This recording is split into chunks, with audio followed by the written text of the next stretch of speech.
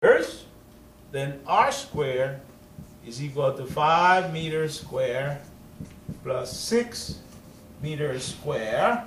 That is going to give us 25 meters square plus 36 meters square.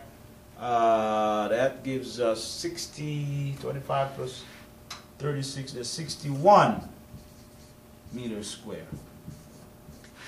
So r squared is equal to 61 meters square. So now, to find r, we take the square root of both sides, and we get r is equal to the square root of 61, which is approximately 7, says approximately 7.8 meters. So there you have it. That's the resultant for vectors A and B. Okay, so you can see that it's a little bit different when the vectors are pointing in different directions. In this case, the vectors are pointing in different directions in such a way that the angle between both vectors is 90 degrees. Okay? So what can you summarize from that? When the angle between the vectors is 90 degrees, then all you need to do to find the resultant is use Pythagorean theorem. Okay? Okay, we have one more situation. One more situation here. So let's put vector B back here. And vector A is there. Okay. How about adding vectors A and vector E? So let's move vector A down a little bit. This is vector A. And now we move vector E over, once again, head to tail. Okay? Vector E is right there. So now we need to draw the resultant. Once again, the resultant goes from the tail of the first vector to the tip of the second vector, and we call that R. Let me move A down here so you can see it clearly.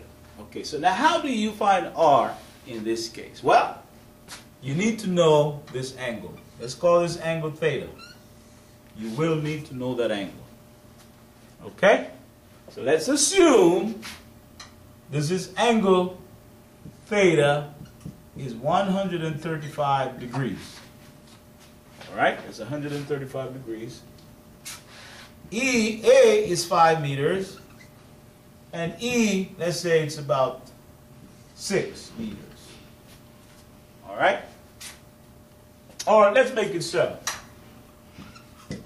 So, what do we do now? Now we will have to use the law of cosines. Let's write it up here. The law of cosine states that r squared, which is the resultant, is equal to a squared, in this case, plus e squared minus 2ae cosine theta.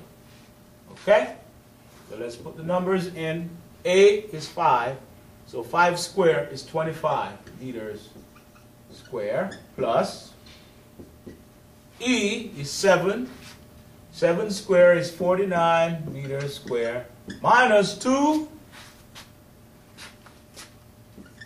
times 5 meters times 7 meters times the cosine of 135 degrees.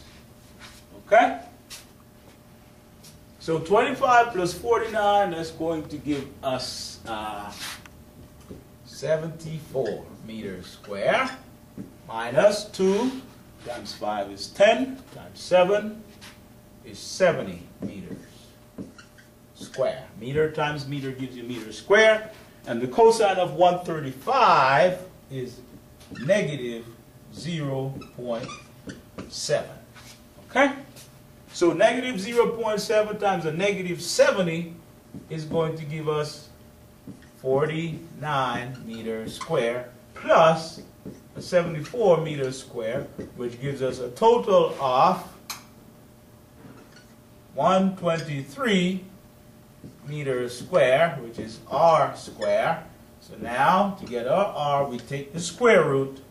R gives us, it comes from the square root of 123, which is about 11 times 11 is 121, right? It's about 11, approximately 11.1 meter. That's your R. So that's how you find a resultant when the vectors aren't pointing in the same direction, they aren't pointing in opposite directions, and they're not at right angles to each other. You're forced to use what we call the law of cosines. Okay? Ladies and gentlemen, I have covered everything. Okay? So, there you have it.